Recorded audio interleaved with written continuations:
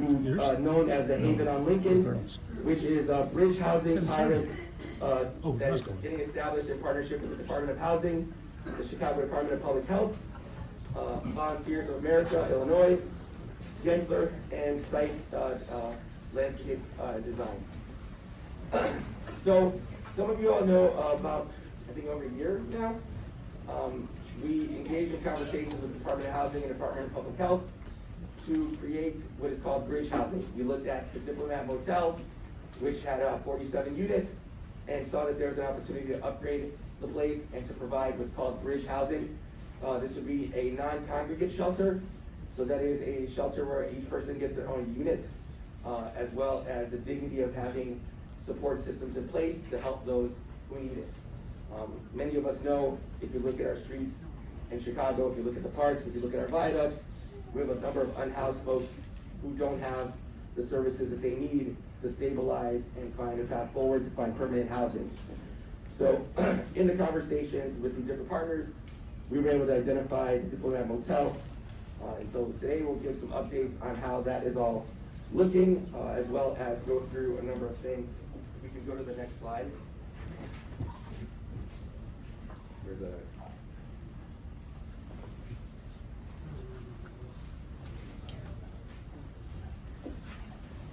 There we go.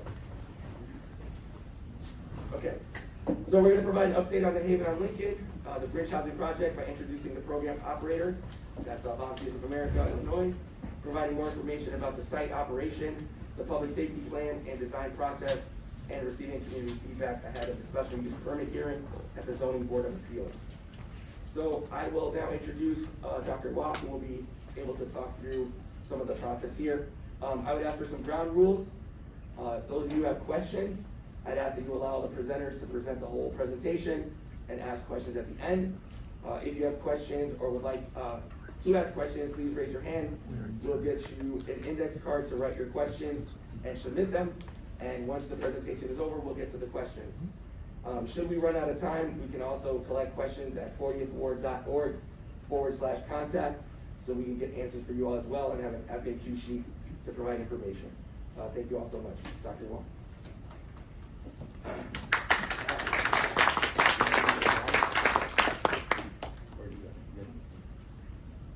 Hi, good evening.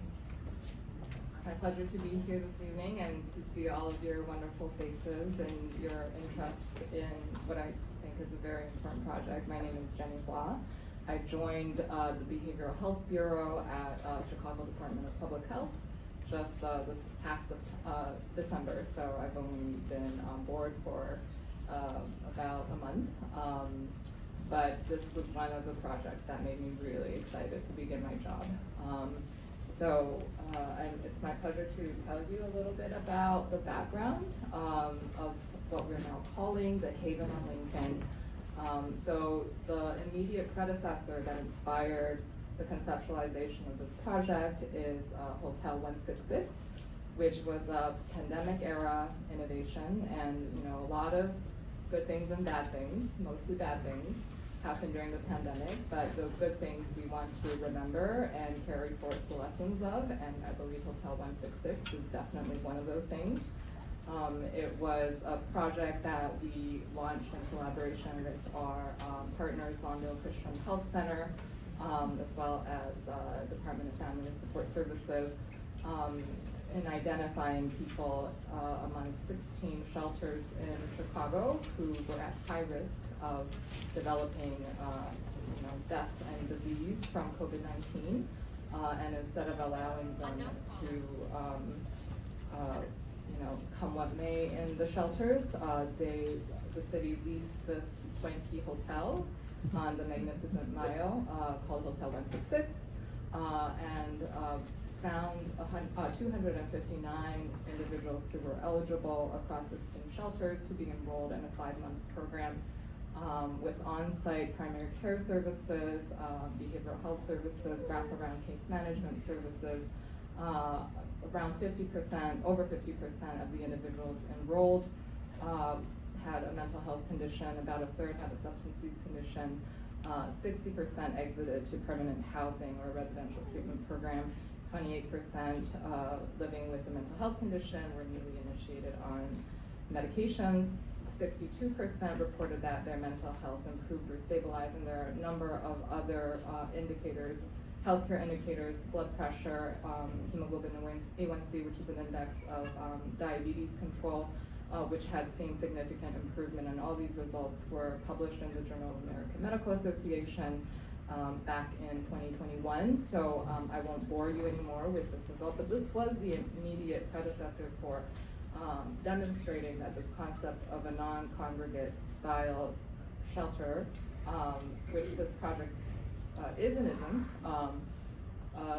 could work and had a significant impact on the healthcare of a highly sort of vulnerable group of patients who had suffered many traumas and have heavy burden of both chronic medical and psychiatric conditions within a very short span of time. So I won't dwell too much because there are significant differences between Hotel 166 and the Haven on Lincoln. One of which is that we will not be going shelter to shelter to select people for eligibility, that we are trying to build a local ecosystem whereby the people who are at the forefront of the list to enter and become recipients of service at the Haven will be people who are already in the neighborhood, who are suffering from those conditions that Hotel 166 had proven to be effective in treating. But that is one significant difference that I want to emphasize right off the bat. But we are sort of piloting this model in the Lincoln Square neighborhood. So a hotel-based non-congregate housing model, which combines healthcare, social services, and it's really trying to reflect a housing-first approach. So the goal is not that these people will go back to the shelters, or they're not, may not even have come from the shelters, but that they will be exiting to permanent housing, that they will be engaging in primary and behavioral health care that address their underlying health conditions, and there will be reductions in the healthcare and emergency services expenditure. And I want to emphasize that this housing first approach is by no means new. There are decades of evidence dating back to the 1980s in which programs that compared a housing first approach in contrast with a treatment first approach that made housing contingent on certain qualifications had vastly better results. And it's vastly better in terms of keeping people off the streets. That's the primary outcome, and also in reducing public service expenditures, right? So these are randomized controlled trials, gold standard of medical studies that demonstrated, these outcomes over and over again in numerous settings, from New York City to Chicago actually has hosted many of these types of studies, I'm proud to say. But the reduction in healthcare emergency services expenditure, these are outcomes that we are almost certain will happen. There's no doubt in my mind. And it really, I think what the Haven will seek to do, and what's really innovative about it, is participant engagement in this ongoing primary and behavioral health on-site. So I can't be more proud of the team of people who we have brought on to make this a reality. So let me now turn the mic over to President and CEO of VOA Illinois, who we have selected as our partner to deliver this fully staffed mental and medical and social service health model at the Haven on Lincoln.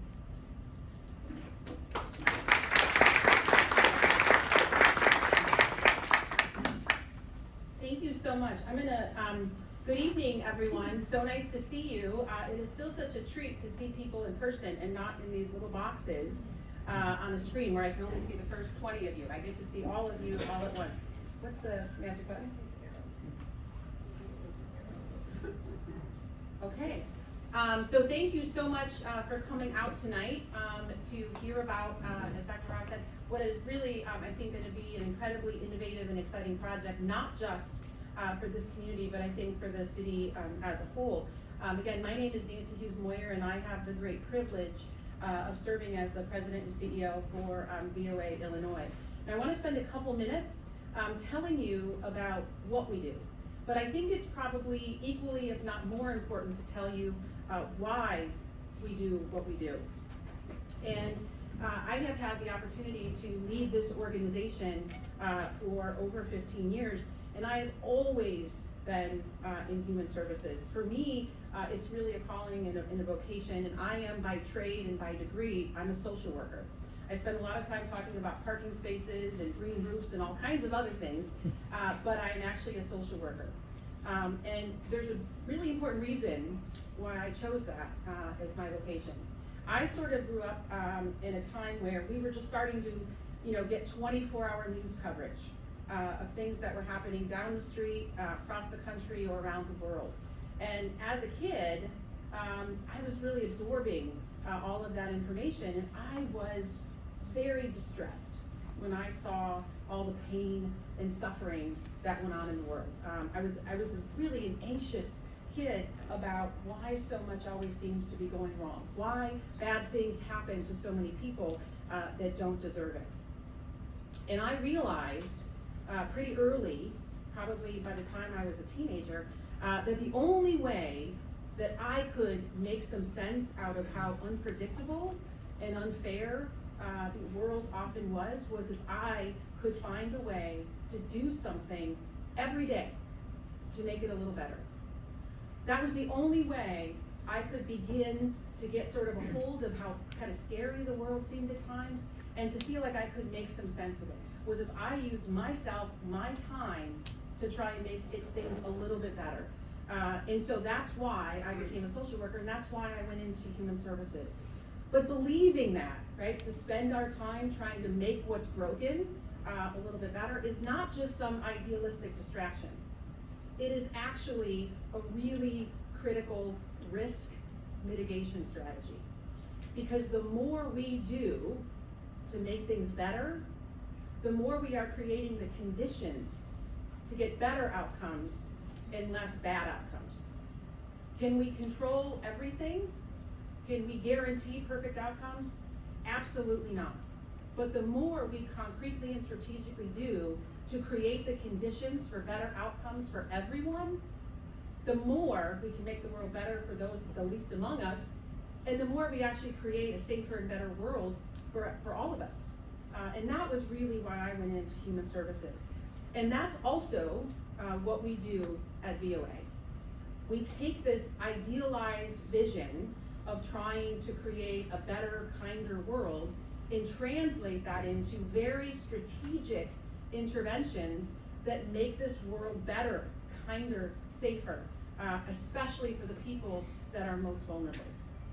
And so we do a number of things as a private, non-for-profit human service organization, but central to our mission is an understanding that everyone having a safe place to live and to be home is absolutely critical to their well-being. As a social worker, I can tell you no matter what problem or risk factor or challenge or barrier anyone is facing, if they don't have a place to be home, it is next to impossible to address any of those issues. I want you all to think for a moment about whatever the biggest challenges you're personally facing right now in your life. Now imagine if you were facing that and you had no place to live. How much more difficult would it be to address that problem, to work through that crisis, to make life better for yourself and your family if you didn't have at least that to count on? And so that's what we are really, really good at as an organization, and what we've become exceptionally good at, particularly in doing here in the city of Chicago, is creating places for people to be safe and to be home and to really work on their well-being and to heal in community.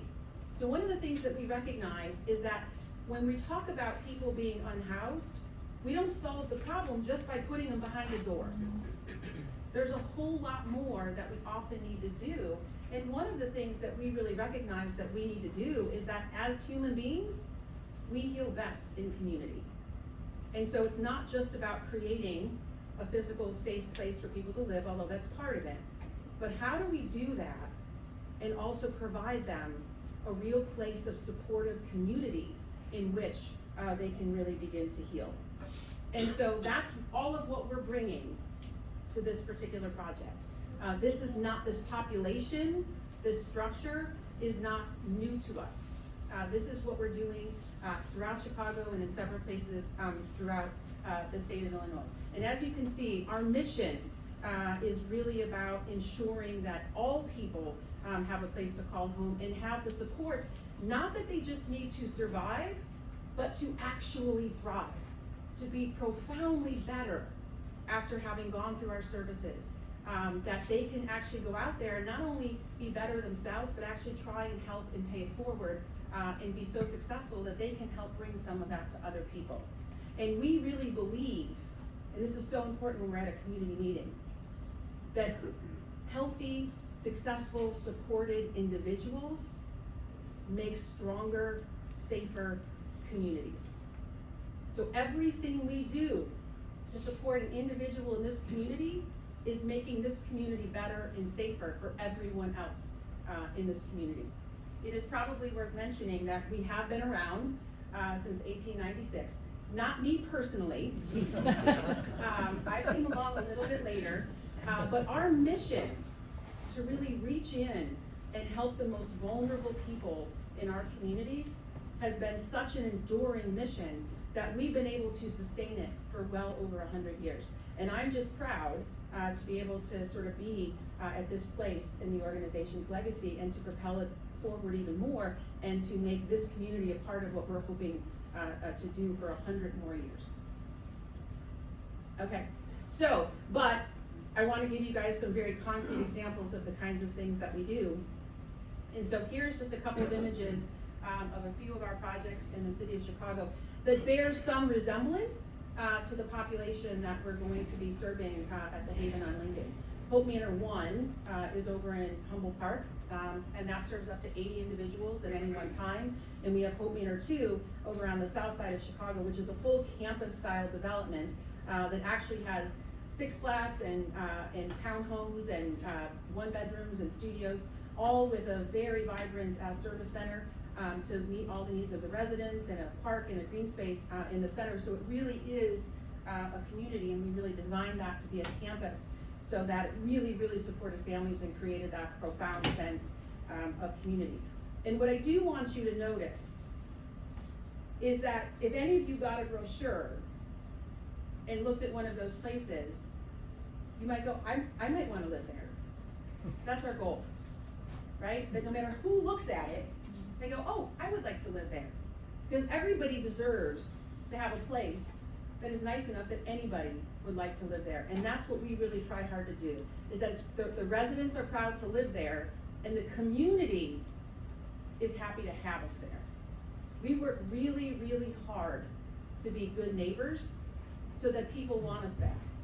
And I am happy to say, most of the aldermen that we work with ask us to do more in their communities. And when we have the resources to do it, we certainly try and do that. But hopefully that's a bit of a testament to what we try and create in terms of the quality that we're bringing to the communities that we're in.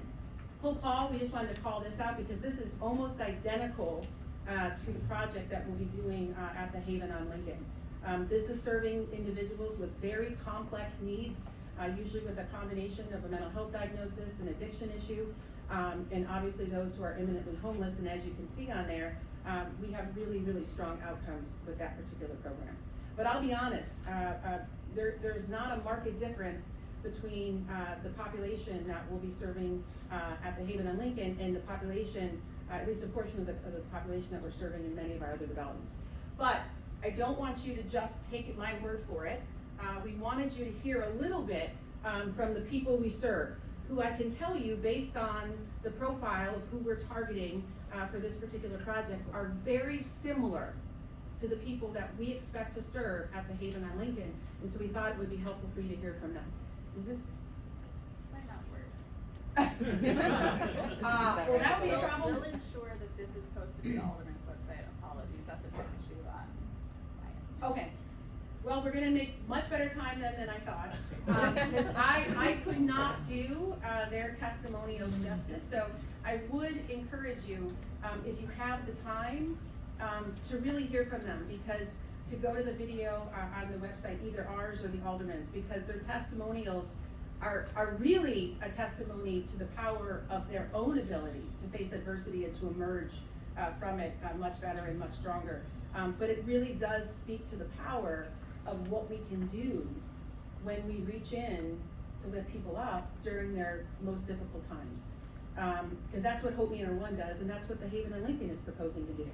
And when you hear from them, and they talk about my life before, what my life was like when I arrived, and who I became as a result of having been able to be in a safe place and to be supported and in community. It's really inspiring, not because we do it, but because they allow us to be on that journey with them. So here is sort of at a glance a little bit about the overall structure of the project. And one of the things that I want to share with you is a bit of a secret about housing development, about real estate development, is that the success of a project actually has far less to do with who lives there than how well resourced it is. You can have a project that has people who are really struggling, but if the project is really resourced well, it looks beautiful and it runs beautifully and the community embraces it and feels really happy that it's there. You can have a project that serves people who are not struggling at all, who are very financially able, but it's not resourced well and it becomes a bit of an eyesore. And it's not necessarily a place that the community feels particularly good about, right? So it is really about the resource, the level of resources that are brought to a project, not its specific use or who lives there. And one of the things I want to assure all of you is that this is an extraordinarily well-resourced project. And I really want to use this forum to really give a lot of credit to the city, to the Department of Public Health and the Department of Housing, and to the aldermen who really made sure when they decided to do this, to resource it exceptionally well so that they could really do it right. You would be hard pressed to find another resource with a comparable purpose and a similar population being served that has any more resources than this project. It's innovative in its design, but it's also very innovative in the level of resources that have been committed to this project to make it successful, not only for the individuals who live there, but for the community. This project is really resourced almost more like intensive residential treatment, right? With that level of oversight and services and monitoring, right? So it's really got all the housing components. There'll be janitors and maintenance men and property management staff and security, but there is also a very robust continuum of treatment and program staff. There is, and as well as obviously a full contingent of primary health and medical services. Now again, I always say we're not going to be providing open heart surgeries over there, but a lot of primary health needs will be able to be addressed right there on site. A lot of symptom management, so that people can really get stabilized in their, with whatever their medical issues are. And once we can get that under control, there's other things that become a lot easier to manage. And so this, from a housing perspective, is a very, very robust resource structure. And it's in that robust resource structure that we know that this project will bring a great deal of safety and security, not only to the people that live there, but to the community that surrounds it. Okay, so again, this just tells you a little bit about, we're just drilling a little bit more deeply here on the property management and safety, because we know that that is a paramount concern to people in the surrounding community, and rightfully so. Rightfully so. We have an obligation to answer those questions for you and to give you some assurances that we are taking that very, very seriously. And so here is just an overview of all of the dimensions of safety and security and monitoring and oversight that we will be bringing and is built into and is resourced into this project, right? So we have a lot of literally physical perimeter security. We've calculated in a lot of video surveillance, staff, personnel to actually monitor that video, because quite frankly, if it's there and nobody's watching it, it's not always serving a great purpose, right? So we have both of those components taken care of. We've worked extensively using video surveillance, and we have really, really good partners who make sure that we have an incredibly well monitored and contained sort of envelope for our sites to make sure that we have eyes really everywhere. But that's not all, right? We didn't stop with video surveillance. We also have on-site security. We've increased that to 2 security guards, particularly in the evenings and after hours. Now, when there's staff there, we're talking sometimes as many as 20 staff at a time. And so when that staff level goes down a bit, it never goes down to nothing, but it goes down to about 3. When that goes down, the level of security goes up. So rest assured, at any given time, even in the middle of the night, there's approximately 5+ individuals that are monitoring that site physically on site and providing services and available to respond to any issues that may come up. So a couple things we just want to, did it turn? Okay. This is really where I think the rubber hits the road in terms of the case that we have to make to all of you about the benefits to what we're doing. Now, I think that the benefits to the people living there are probably fairly obvious, right? They're going to hopefully move from homelessness, in many cases, to being very safely, comfortably housed in a very supportive environment that is designed to meet their needs. I am very confident, 99%, right? I never say 100%. I can't even guarantee I'm gonna wake up tomorrow morning, right? So 99% certain that life is going to get much better for the people that come through this program, right? I think most of your questions are, does our life get better because this program exists and because this location was selected as the place to host this project? And I can tell you unequivocally and with enormous confidence that I believe we are making the community better by converting it from its current purpose to the Haven on Lincoln. And at a glance, here are some of the comparisons. Now I'm asking this rhetorically. Do any of you know the people currently living at that motel?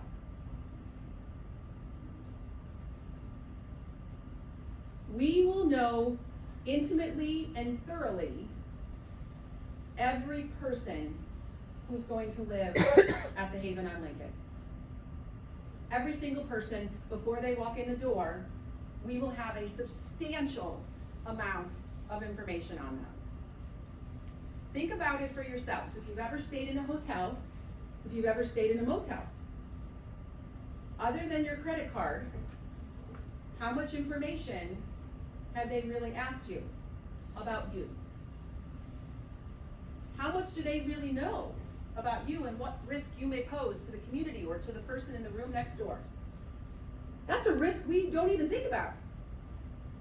And we are substantially reducing the risk that any one of us who's ever been in a motel, stayed at a hotel, or lived near one of those 2 facilities takes on without even thinking of it, right? By definition, a motel is very transient and unknown. That's its purpose, right? Most people go to motels largely to not be known or seen. Motels serve a very important purpose, so I'm not trying to be disparaging about motels. But in a comparative analysis between the risks of a motel and the risks of the Haven on Lincoln, they're not even close. They're not even close. And that's when we talk about video cameras and we talk about security and we talk about gates and we have all of those things.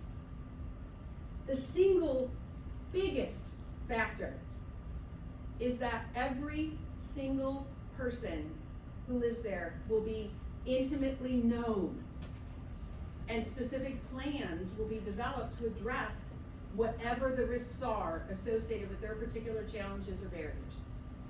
The same could not be said of a motel. So we will know the people in that building. The current design, the current use does not require or have a significant amount of video surveillance. We will rival the Pentagon in terms of the amount of video surveillance. Not only because it keeps our residents safe, it keeps everybody safer. So we believe in it. But the amount of video surveillance to protect the site is going to go up significantly from what it is today. There is currently no on-site security at that motel. Zero. Not during the day, not after hours. And it's not required, right? So that's not a criticism. We will have security all the time. This building will never, ever not be staffed or secured. There are no full or fill-time staff at this particular, I just realized there's a typo in it. There are no full-time staff associated with the motel that are actively engaged all the time with the residents. This is fully staffed with a full complement of professional and treatment staff, as well as property management staff who are specifically experts in how to manage a physical asset and a physical site. There's very little fencing and certainly very little security fencing in the current motel. We have, you'll see as Sean gets up here soon, Sean, I promise, very, very soon, significant fencing that will make the site more secure, both for our residents from the outside and vice versa. In the current use, there is no secured entries to the parking lot or the building. There will be in our design. In the current building, and I think the commander and the police officers will attest to this, and we know this from our buildings, and it's why we are very intentional and proactive about this. In many housing developments, it's not the residents that are typically the problems. It's a lot of times it's the visitors. No one knows who's visiting at the motel in its current state. We will have a very strict and very robust visitor policy. There will be nobody on site that we don't know who they are and they haven't been approved and generally screened ahead of time. That's a substantial improvement over the current state. And this, and I'll end on this, is the most important thing. And again, this is not to be disparaging. That motel runs the way a motel is supposed to run, right? I'm not suggesting they're doing anything less than any motel. But a motel, by definition, is a completely private enterprise. They're not accountable specifically to the community or to the city. In this design, you have accountable partners all the way across. I'm accountable to the city. The city's accountable to the alderman is accountable to all of you. You don't have that component in its current design. So if you don't like something happening at the motel, there's not a lot of recourse because he's a private operator, right? Unless he's breaking the law, right? He doesn't have to do too much to change his operations. But we are accountable to the community and to the city. And so that means you can come to us and we're gonna work on these issues if there's something that is making you particularly uncomfortable, right? And again, I can tell you, one of the reasons that we've been successful where we've been is, number one, I only live a few miles from this project. I'm a resident of the city of Chicago, right? I go to our sites all the time. Residents actually know me by name. Those who don't know me by face. And I always tell people at these community meetings, you know where to find me. If we don't keep our promises, you come find me.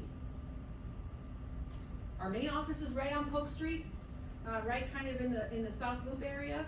We have sites all over Chicago, and I only live a little bit, a few miles away. You will be able to find me if you feel like we are not keeping our promises. And so my commitment to you is trust that we are reducing the level of risk. Not only are we helping people, we are actually reducing the level of risk that everyone is actually already living with in its current design. And so we are committed to making life better, not just for the people that live there, but actually really bringing real benefit to the community as well. And so now I am turning it but over to Meredith. So thank you very much for your time.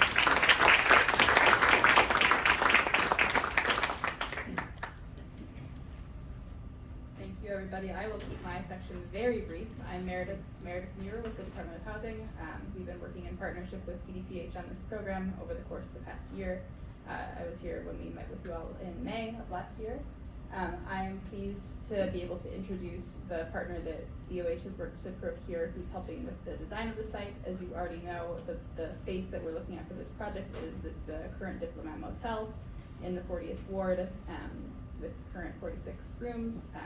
And I think when we met last, we talked a little bit about the reason why we selected this site. We think it's a really great fit when it comes to the model for non-congregate housing, and to be able to bring all of the services and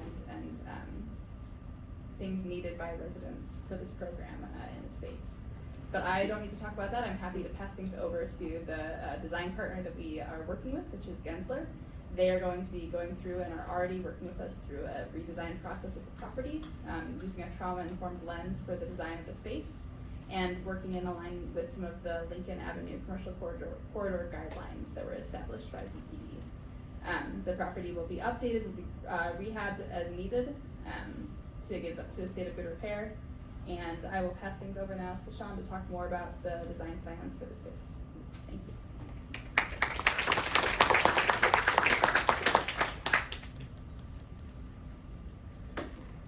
Good evening, everyone. I just want to give a brief introduction to Gensler and who we are.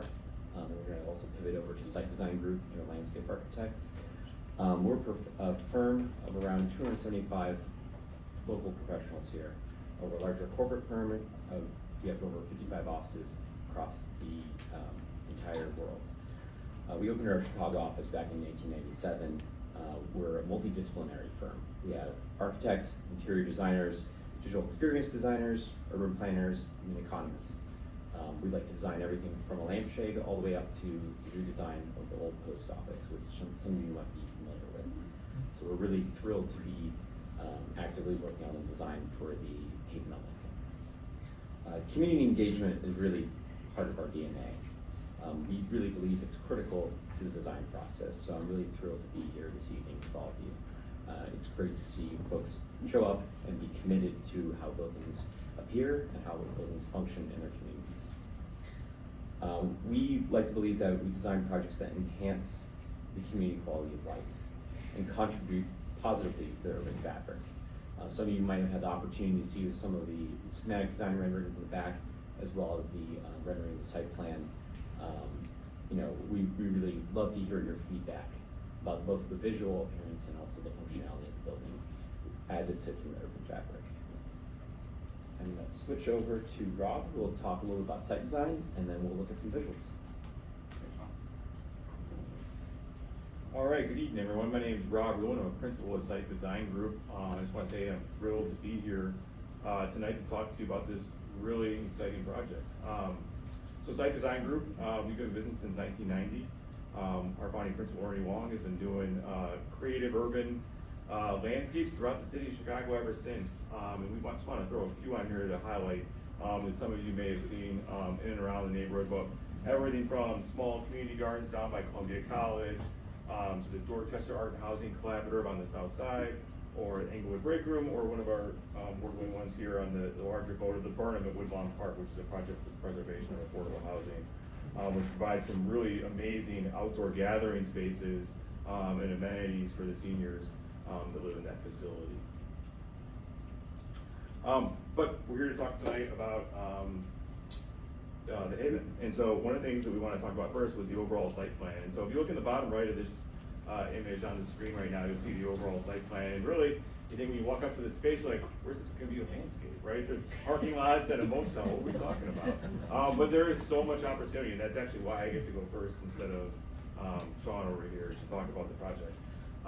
So on the north side of the site, there's an existing parking lot, and we're actually going to make sure that we need to keep that to a degree, right? We have staff that'll be working at the facility, and they do need spaces to park. So right now we're planning for approximately 12 parking spaces, and we're going to be bringing that parking lot up to all of the current city landscape ordinances. So that'll have new shade trees planted, that'll be fully secured with the proper fencing and shrubs and things like that to make sure that it's in keeping with the character of the neighborhood. Additionally, in the back of the parking lot, we're looking at some additional bike parking spaces, some outdoor storage, maybe like a shed for some tools, things like that, and an outdoor sitting area as well for staff. And so that's really kind of the focus of the north side of the site. Not a lot going on in terms of amenities for residents, but just really about functionality and the staff in that space.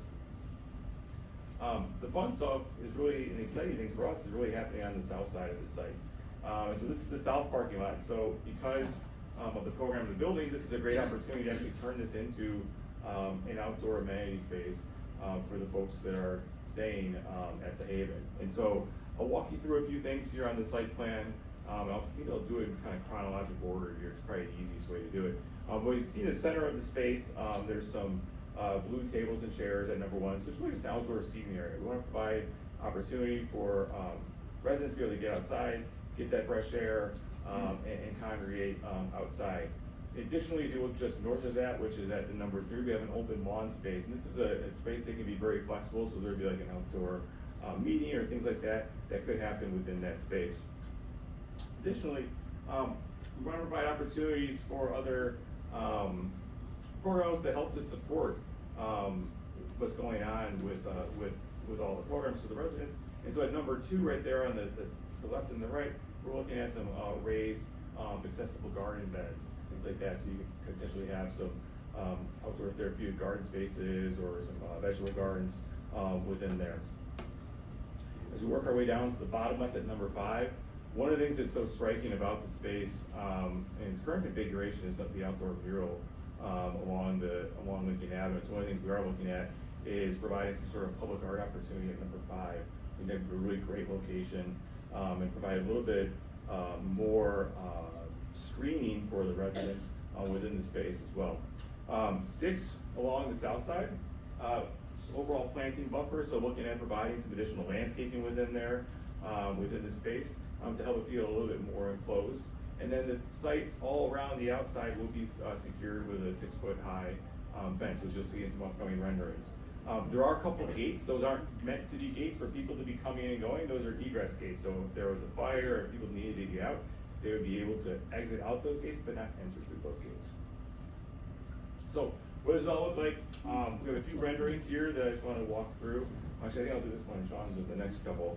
But this is a view, if you were at the southeast corner of the site, looking to the northwest of the south parking lot. And you can really start to see how all those pieces really come together. So that open lawn that's in the center space, opportunities for the outdoor seating, different types of furniture, but again, this idea of having this planted buffer to make sure that this could be a little bit more of an intimate space for the residents, and really, not trying to make a pun, but a haven for them as they go through the program. And so we are really excited about how we're taking this old parking lot at the motel and turning it into this really vibrant outdoor space for the residents. We using all of the cutting edge sustainable design techniques like native plantings and things like that. And I think this is going to be really great for the community. So with that, I'll pass it to Sean, who'll talk a little bit more about the building. Thanks, Rob. The landscape is quite fun and exciting on the south garden, so that's why he's going first. But I will talk a little bit about the building, its history, and how we're hopefully revitalizing what's there right now. Gensler does a lot of adaptive reuse projects, basically renovation projects of existing buildings. We know how to be quite inventive with tight budgets, and we know the impact design can make, not only aesthetically, but how people feel and experience space. So our first step of this project is understanding the residents and designing from a trauma-informed design perspective. And what that really means is understanding that safety and security is paramount to all the residents and as well as a lot of the folks that live around this building. So security is paramount. We'll go over some diagrams about the fencing and access to the building shortly. I want to speak a little bit about the kind of history and background of this building. It was built back in around the 1950s or 60s or so, had a very beautiful mid-century modern flair, and then a quite unfortunate renovation back in 2001, and that brought it to its current state. So we found some pretty lovely postcards from the 1960s, and we really wanted to bring back the original color scheme that was once there. So you'll see this kind of gentle gradient at the first floor and the second floor. Those are the original color palettes from the building as it was built back in the 1960s. So there will be some modifications to the existing stucco. We are in contact with the muralist. We worked on the mural on the east facade. He's very interested in helping reconfigure the mural to better align to its future state. So moving away from having the branding associated with the Diplomat towards the Haven, and possible modification of the color palette to align with what we're hoping to do. So this is a view off of Lincoln looking west, and you can see most of the south healing garden there, and bits of the mural, and that kind of color gradient on both floors. So there's some structural updates, some general beautification efforts, and also bringing the building up to a livable code that's happening with this revitalization. This is a view from inside the courtyard. Again, we're still looking west here. Community space is really important to us. We know that a lot of healing happens with social connection, and so there's a lot of emphasis on this outdoor garden here. But you'll notice that Rob's pretty fantastic design with these flowing curves and what have you. That's intentional from a trauma-informed design point of view. These kind of regular, long, straight hallways or even outdoor paths can be triggering some folks. So having this more sinuous pathway, we really leaned into that. And you see, again, the color palette emerging here, the kind of tangerine tones on the second floor and the cyan tones on the first floor there. I'm going to zoom back here. We're not cutting down any trees. These were, removed just for visual access to the mural that will be on the south facade. But this is a view at the intersection of Farragut and Lincoln looking northwest. You'll see a kind of new mural on the south facade that is kind of a placeholder option. We really believe we should be leaning into public art here and adding more public art as much as possible. We've identified these two locations on Farragut and as well as the existing one on Lincoln. But we will also be adding some further murals within the building as well as in that kind of north parking lot there. So we really think that investment is kind of giving back to the city beautification and the urbanistic beautification of the neighborhood. And we hope you'll agree as well. And I'm going to go through a handful of quick diagrams here, just talking about site access and security as well. So this is the existing condition at 5230 North Lincoln. You'll see the intersections of Lincoln and Farragut there. Your access points off of Lincoln, really anyone can walk off of there. Both cars, people, anyone has access to both those parking lots. So from a security standpoint, like the other presenters mentioned, there's no site access control. We don't know who's in either of those parking lots. That will be modified in the final design. There's only one main ingress point at the north parking lot right there. There will be a gate there, and there's a staff office right off that entrance. So anyone entering into the building is known to the staff who they are. Rob mentioned some egress points. Those are in emergency only. Those gates do not have handles on the outside. There's no way to enter in from the exterior through those gates. When you open them, an alarm will sound. So just one thing to throw out there. You'll see in the renderings some of those other gates, those are only for egress only. And some of their, Nancy spoke to the security cameras. There will be full coverage all across the perimeter of the building, both in the alley as well as along Lincoln and Farragut. So eyes everywhere, in addition to the many staff members that will be present at the facility. So that's, I believe we're pivoting now to the pretty pictures are gone. So this is where thank you. Plan it on the fly. So Nancy spoke to this before. We can pop back here as needed, just because I think this could be a part of the conversation. Just want to touch briefly on next steps before we get into questions. Just to update you on where we're at in the process. So we met with you in 2023. It took us some time to go through the process of selecting and procuring our partners who are here with us today, and we're really pleased with who we were able to work with.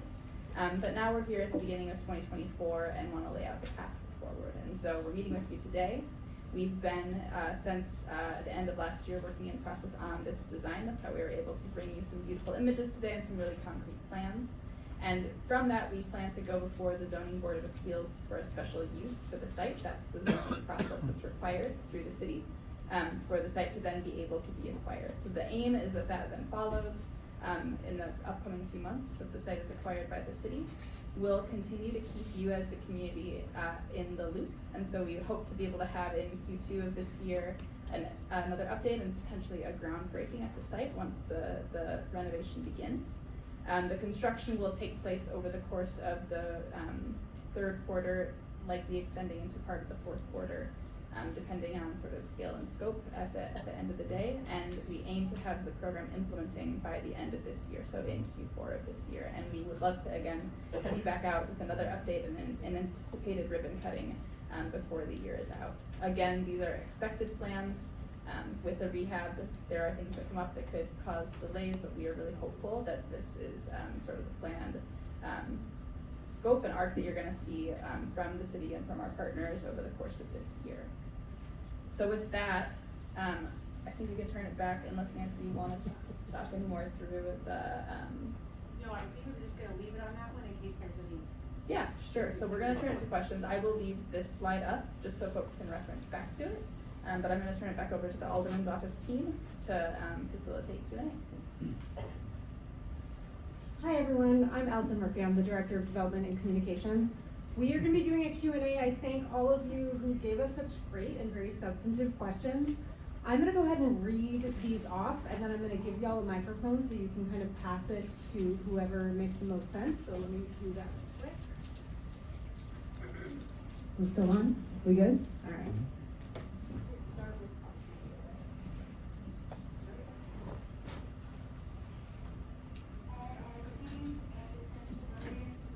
So we did get a lot of questions about on-site security and whether there will be 24/7 security on-site. I think we covered that during the presentation, but thank you all so much for asking. We did get a lot of questions about how you will be screening for candidates for who will be living here. Can you talk a little bit about that? Yeah, so one of the things that we are really prioritizing is to utilize a very localized pathway for referrals. So we are really prioritizing where these referrals come from, and we really expect that the majority are going to come from the hospital, particularly the emergency department, right? We would expect that some will obviously come from the district, the police district, some from other social service providers in the area, and lastly, they would likely come from, what's kind of the centralized intake for the city. But again, we are prioritizing and expect that the majority of the referrals are going to be coming from this localized pathway that we are utilizing, which really prioritizes the hospital and the police department. Because that's really what we're trying to address, right? Let's make sure we get people at a point of some challenge and crisis and really try and help them avoid escalating any further. But the three main eligibility criteria is that they have to be at imminent risk of homelessness. They do have to have some documented behavioral health issue, which can be addictions or something else. And thirdly, they have to have some history of what we refer to as cycling, right? So these really are some of the more vulnerable people. Again, we will have rigorous background checks and all kinds of things so that we know precisely how to wrap around that person to make sure that they're getting well and to make sure that they're not a risk to the other residents in the building or to the community. Again, to be fair, we are trying to support some of the most vulnerable people, those who are most vulnerable to homelessness, who have some conditions that will make them particularly vulnerable to adverse outcomes related to their physical health and obviously some of their behavioral health issues. But we will know all of those issues at the time and before they are admitted. And so we are not like a no decline sort of program. If we believe somebody is inappropriate for that setting, we have the ability to redirect them. But those are the three main criteria that somebody has to meet to be eligible. In addition to that, we will obviously be assessing whether we can safely serve them in that kind of a setting. And that is something we have to do with all of our programs. Every setting is not appropriate for every person at every single time. And we have a lot of skill at figuring out how to really match people, meet them where they are, but make sure we're really matching them to the level of support and service that they need. This is not a program that can serve everybody, regardless of where they are. But we think it can really make a significant difference on folks who are in a particular crisis and have a particular set of vulnerabilities, and I think it will serve them well. Wonderful. A couple follow-up questions about that, which I know we've discussed, but I'd love to answer it for the crowd as well. A few people asked about, given the focus of the VOA, whether this is only open to veterans and also whether this would be open to new arrivals. I know you've kind of covered that in the screening, but I just wanted to get sort of a clear answer about that. So it's really interesting. I'm so proud of the fact that we do such great work with veterans that people actually think the V in our name stands for Veterans of America. I could not be more proud of the really profound continuum that we've been able to create for veterans who are struggling in crisis, but that is not the only people that we serve. It just, for whatever reason, it's what people most often associate us with. But we serve people, individuals, families, adults, kids from all kinds of different populations, not just veterans, but we are considered one of the organizations that has sort of the most comprehensive continuum of support services for veterans. But no, this is not specifically for veterans, but veterans are still a bit overrepresented in the homeless population, so it would only follow that we do expect some of these individuals probably will actually be veterans. In terms of whether or not this would be, asylum seekers or newly arrived migrants, most likely no, because it would be difficult for someone who has just come here to have that demonstrated history of cycling. Is it impossible that somebody who is undocumented to, find their way into the, find their way like that would they just walk in. But I mean that somebody who is undocumented could certainly at some point meet the criteria, but it would be very difficult for somebody who has recently arrived to actually meet those criteria. So we do not expect that this is going to be a resource that will be, that's an important issue, to be sure. But that this is not likely to be a resource that's going to have a significant or specific impact on that issue. We got a couple of questions based on the wraparound services about whether there will be job skills and training available, and also questions about the medical care and particularly OBGYN services. Can you speak a little bit to those services? Nobody has any questions about trees or parking or anything? Okay. So I grew up in a family of 6. I have no problem speaking. As you can see, I'm not a person of few words. So I'm happy to be having this conversation with you on these questions. So I'm sorry, ask the first part again. The first question was whether there will be job and skills training. Yeah, so at every one of our facilities, we actually have a full suite of services. So we actually have a service center. And we really recognize that part of meeting people where they are is recognizing that a positive outcome is not the same for every single person, right? Somebody who is elderly with a significant number of physical issues and disabilities, we're probably not necessarily going to get them into full-time gainful employment. They might need services, different kind of supportive housing for a longer period of time. But most of our programs, we recognize there is usually a significant percentage of people that if we intercept at the right point, we provide the right kinds of services in the sort of the right dose and in the right setting, can really make extraordinary gains and stabilize to the point where they are very, very capable of holding down full-time employment. And so employment services is a central part of our offerings. It's not the appropriate service for every single person who's going to be there. So we do not have a one-size-fits-all, and that's why these really are wraparound services, and by definition, wraparound means highly individualized. But yes, we offer employment services at every one of our facilities because we always recognize that there is a significant and meaningful percentage of the people that we're serving that are quite capable of gainful employment and becoming quite self-sufficient through employment over time. Medical services, is OBGYN part of the mix? Is that? Yes. And also just generally what Yeah, health maybe. services are like. You wanna? Right, so the plan currently, it sort of merges a community health center with, the housing, portion of the program.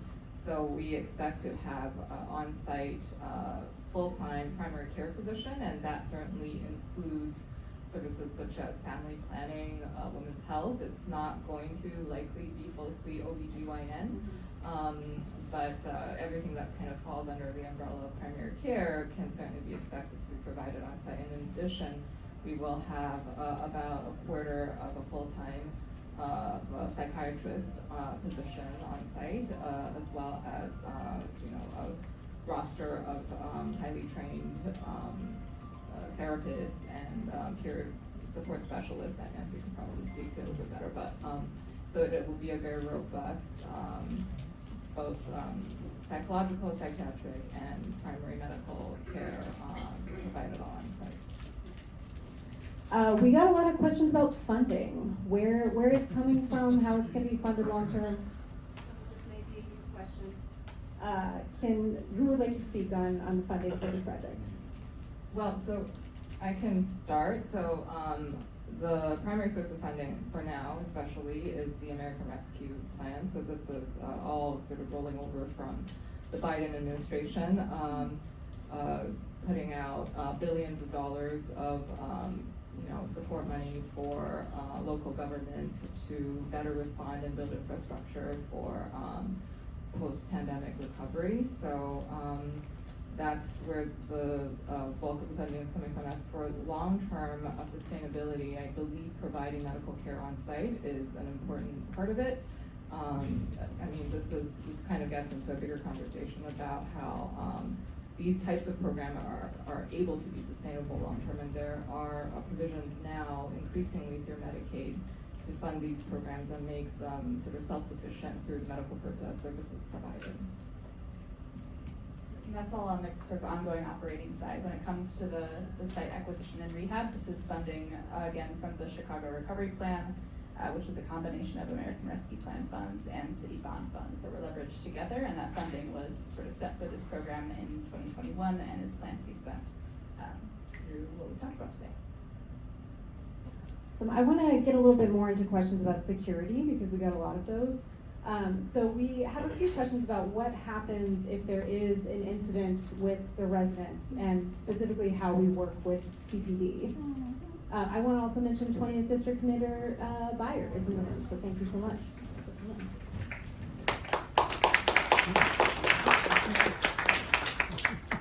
So part of that is a little bit of a difficult, right, that's pretty open-ended. What happens if there is an incident?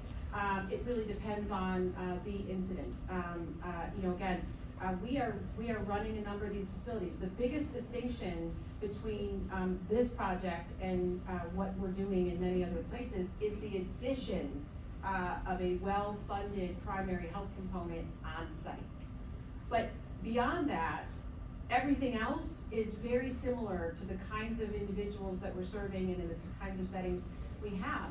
And generally speaking, we focus heavily on early intervention, right? So as we begin to see, potential problems or risks, to start responding very early and very proactively and very directly, and to have an environment, a service environment that is very focused on high engagement, right? So that our services, the treatment approach, the entire property structure, and sort of ethos is everybody is really connected to the residents. We're seeing them on a regular basis, we're engaged with them on a regular basis.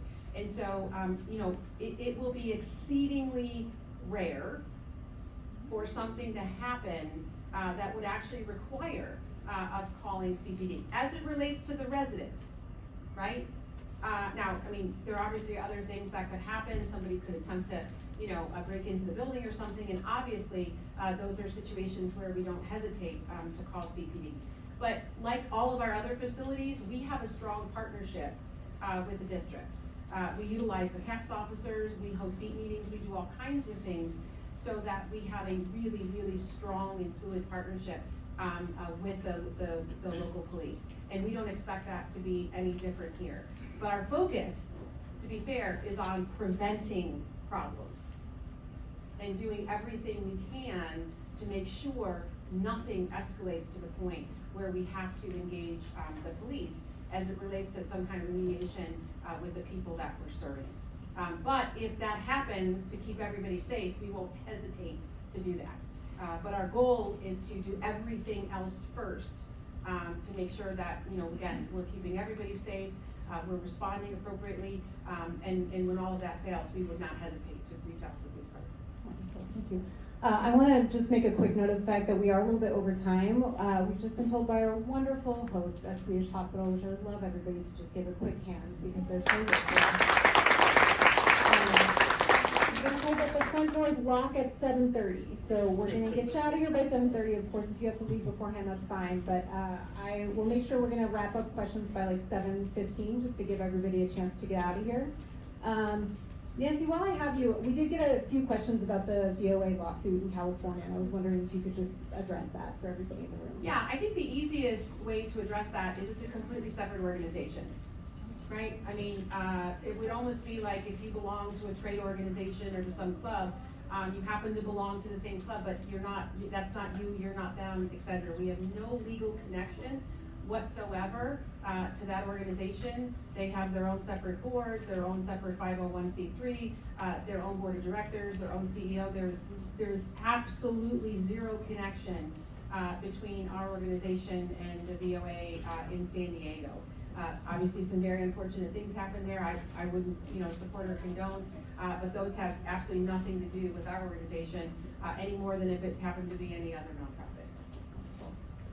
And one other question we got about security, when we're talking about 2 security guards, can you just break that down a little bit, what that looks like, what those shifts look like, and how long people are working, how many people are working per shift? So typically a shift is like 8 hours, and so the goal is to have an addition, for the staff, like resident engagement specialists, et cetera. It's typically 3 8-hour shifts, is how folks work, and that would generally be the same for security. So, there would probably be someone there, from like 5 o'clock to, somewhere in the middle of the night and then somebody else, but the idea is that they would always have 2 at a time. And we did, look at that. We got some feedback from the police department and from others. And so one of the benefits of this being so well resourced is we can start out with, again, more rather than less.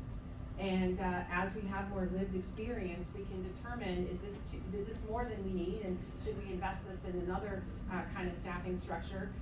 And that's the beautiful thing about doing the pilot. And that's what this funding affords us to do, is to do a very, very healthy and well-resourced pilot. So, as we look at sort of sustainability, we're gonna have a lot of information about what is really necessary and what has the biggest impact on a safe and successful project. Wonderful. I want to wrap up with, we got some questions about ongoing meetings and ongoing community engagement, both between the VOA and the community, between how the CPD is involved in planning. I can't see Alderperson Vasquez, but I know he's down there. I don't know if you want to speak to some of this. Thanks. Thank you very much. Sorry, voice again. So as we've committed to in the past, we want to have regular, I think maybe quarterly kind of check-ins, but also looking if we can do like emails for those who want to get details on what the successes are and how things are going. So I think we're going to have an ongoing conversation as to how this is going, what the successes are. We want to make sure people understand that the pilot, which is a pilot, shows the kind of return that happened at Hotel 166, especially if we've got more funding and a focus on it. So we commit to making sure people hear what's been going on and to have regular meetings on it. So I have another question for you while we have you up here. We got a few questions just about how this is going to impact the community on like an infrastructural level. So obviously we have the Lincoln Streetscape coming up next year. Do you want to speak a little bit to how this is going to interact with that? Yeah, so we've been definitely focused on, for some of you who may or may not know, we have a full Lincoln Ave streetscape from Western all the way to Catalpa, and Catalpa from Lincoln to Western. So some of the work has begun on Foster North on Lincoln. So right now you've seen Catalpa, that's some of the work. As it warms up, you'll see Lincoln north of Foster, kind of get some of that focus. We do, and have flagged it kind of early on, to make sure that with CDOT, right, the Department of Transportation, is gonna be doing some of this work, that there is a communication with the folks building and rehabbing the property to make sure that it's not too disruptive. That being said, just to flag it for everyone here, you've got Western Avenue going through repairs, Lawrence got completed, Lincoln is gonna be going through some, California, Ravenswood, Ashland, Damon, all going through updates. Not all at the same time. So, all great news because they'll be in better shape, but not so great when it comes to driving around the place, right? But as we're stating, these are all improvements that are gonna be happening. We're committing similarly, as we've done with streetscapes that are happening, to make sure we get updates from the contractors and the project managers for all of the work being done, so that neighbors are up to date on what's happening. But yeah, there's a lot coming. All good things. I'm often reminded by Harry Osterman's advice to me, people love progress, but they really hate change. So you guys are gonna get both. But we do commit to making sure as the things are being improved that we're communicating out to the neighbors. So last couple questions we got, I can answer. One of which are these going to be available, is this presentation going to be available online? Absolutely. We are going to have it up on our website probably in the next couple of days. So keep an eye out on that. Also, if you're on our newsletter, we will likely send something out via our newsletter as well. And lastly, we do have a town hall coming up on February 28th. That's going to be at the American Blues Theater. I invite all of you to show up.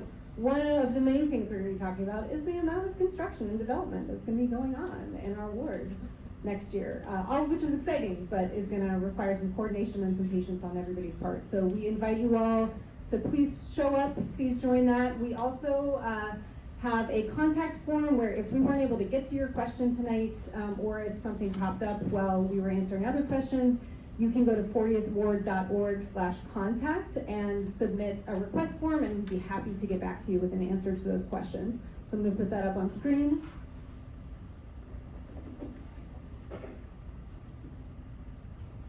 Awesome. So we want to thank all of the partners that are involved here. I'm really excited about really what we're able to do here, to treat people like people and really get the outcomes any of us would want to have for us if we were in the unfortunate circumstances some of these folks are in. I think when we look at some of the folks who might be at Ainsley Arts Plaza, for example, having something so close that we can help refer can only be a positive. And so I want to thank the Department of Housing, the Chicago Department of Public Health, VOA Illinois, Gensler, and Site Design for all the work that they've done. I want to thank Swedish and Endeavor Health, and I want to thank the staff for holding down the fort while I was resting for the past 3 days trying to get back in 100%. So thank you all so much for coming. Please feel free to reach out to us if you have any questions. This is my most important job. There you go. Good stuff.